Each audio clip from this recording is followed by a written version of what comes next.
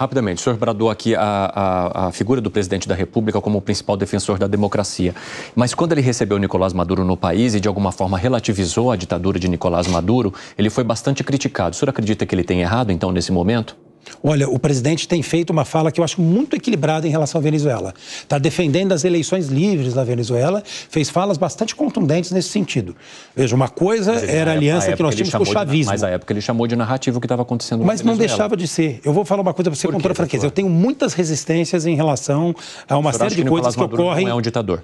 Honestamente, eu acho que ele é uma pessoa autoritária e acho que ele tem que investir na alternância de poder, tem que dirigir eleições livres. A Venezuela merece isso e eu tenho muitas críticas a ele. Então, não tenho a menor dúvida. A alternativa, entretanto, não é melhor. Mas autoritarismo dialoga com democracia? Em hipótese nenhuma, não tem a menor dúvida. Por isso que eu acho que ele tem que colocar, na verdade, o mandato dele à alternância. Mas nesse caso, então, quando o presidente da República fez aquela menção, ele não, de certa forma, relativizou a democracia, então? Não, dizendo que o autoritarismo que o senhor acaba de mencionar que acontecia na Venezuela seria uma narrativa? Em hipótese nenhuma. O que eu acho que ele fez foi ter a coragem de dizer algo que precisava ser dito, por mais polêmico que fosse.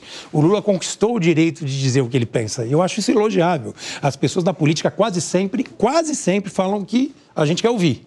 O Lula fala realmente o que ele pensa, com base em informações que ele tem. Eu acho isso elogiável. Esse é um dos motivos pelos quais erra. Eu admiro tanto. Olha, provavelmente sim.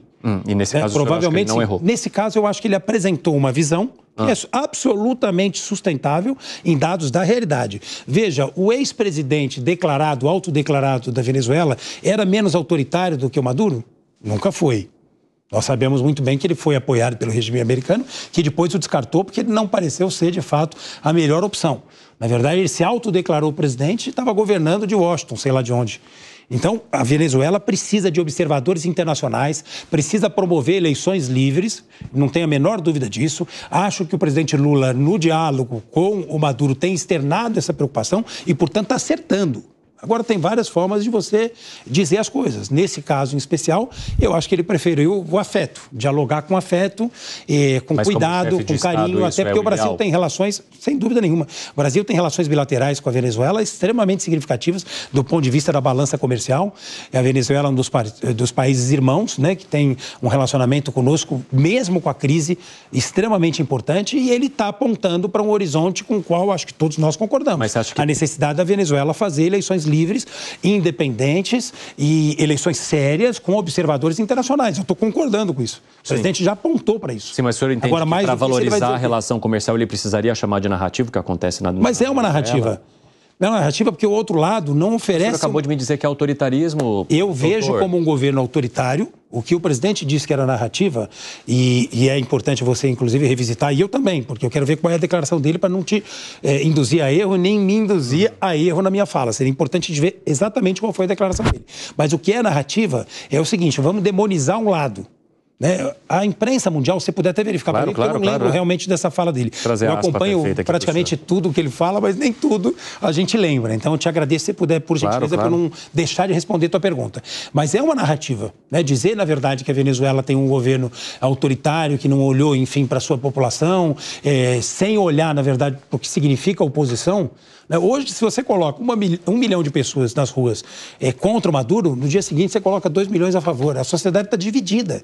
Então, eu espero que os observadores internacionais, os países irmãos, conversando com o Maduro, consigam criar no país um ambiente para eleições livres. Agora, Marco, mas é um tema que, com toda franqueza... Agora nessa linha, uma questão que sempre penso e reflito é por que os partidos de esquerda no Brasil, na América Latina em geral, têm uma dificuldade de apontar para regimes autoritários e dar o nome certo. O que tem em Cuba é a ditadura, o que tem na Coreia do Norte é uma ditadura, o que tem na Rússia, de certa forma, é uma ditadura.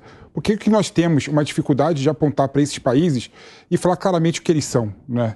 Por que nós ficamos sempre na defensiva? E eu aproveito e vou trazer as aspas aqui que foram mencionadas no dia 29 de maio de 2023, né? O que o presidente disse ali ao lado de Nicolás Maduro, abre aspas.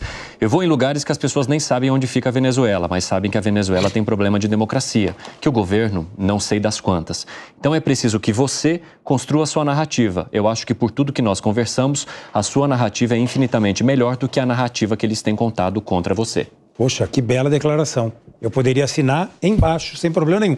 Melhor do que a que você tinha falado antes. Por quê? Veja, o que o Nicolás Maduro diz para todos nós, inclusive para outros presidentes de outros partidos, enfim, para os partidos políticos de esquerda no mundo, é que ele promoveu eleições livres, independentes, que não teve qualquer tipo de interferência, que não ocorreu nenhum tipo de fraude. E, inclusive, essas eleições foram acompanhadas, inclusive a última, por observadores internacionais do Brasil, salvo o melhor juízo, inclusive por gente que o próprio TSE, o Supremo, indicou. Então, essa é a narrativa dele. Então, o que o presidente falou foi, olha, todo mundo no mundo todo, quase, está dizendo que o regime é autoritário, que houve fraude nas eleições, você está me dizendo o contrário. Então, apresente a sua narrativa e seja convincente. Acho que está correta, a fala é extremamente equilibrada. Eu fiquei mais tranquilo, mais sossegado e te agradeço por isso. É difícil debater com ele. Te agradeço por isso, grande presidente. Senhora, te agradeço muito. Advogado, Evandro. Te agradeço muito. Agora você me deixou numa situação melhor. Vou pedir para a Cris me tirar, porque tem muita gente para... Não, você está me apertando nessa entrevista.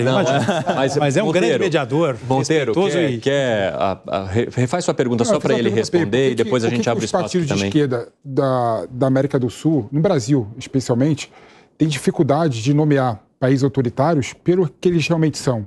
Olhar para Cuba, Cuba é uma ditadura. Olhar para a Venezuela, Venezuela é uma ditadura. Olhar para a Coreia do Norte é uma ditadura. Para a Rússia é um país ditador, com Putin ganhando as eleições mais uma vez. Né? Por que nós temos essa dificuldade de fazer esse apontamento, né? Qual que é o problema? Por que nós não conseguimos fazer esse apontamento? Talvez a gente tenha dificuldade de fazer alguns apontamentos, né? Eu acho que ninguém tem dúvida do que acontece na Rússia e na Coreia do Norte. Né? Salvo a hipótese realmente do Putin ser extremamente popular, ter 88%, enfim, né, dos votos, num momento tão delicado, inclusive com a morte e o assassinato, né, de um dos seus principais opositores, acho que é ousado alguém defender que existe democracia na Rússia ou na Coreia do Norte. Acho ousado. Agora, esses outros países precisam ser analisados com mais complexidade. Não dá para você falar do regime de Cuba sem falar do embargo norte-americano. Não dá. Você pode até tentar, mas o debate fica artificial, fica pobre, fica falso. A mesma coisa na Venezuela. Veja que o próprio Estados Unidos está flexibilizando. Agora a Venezuela voltou a poder importar, inclusive, alguns produtos, né, para refino de petróleo, até porque, por conta da crise, né, a guerra Ucrânia, Rússia e em outros países do mundo, ela passa a ser uma potencial parceira. Então, os Estados Unidos só seguia por interesses econômicos, sempre, nacionais e econômicos.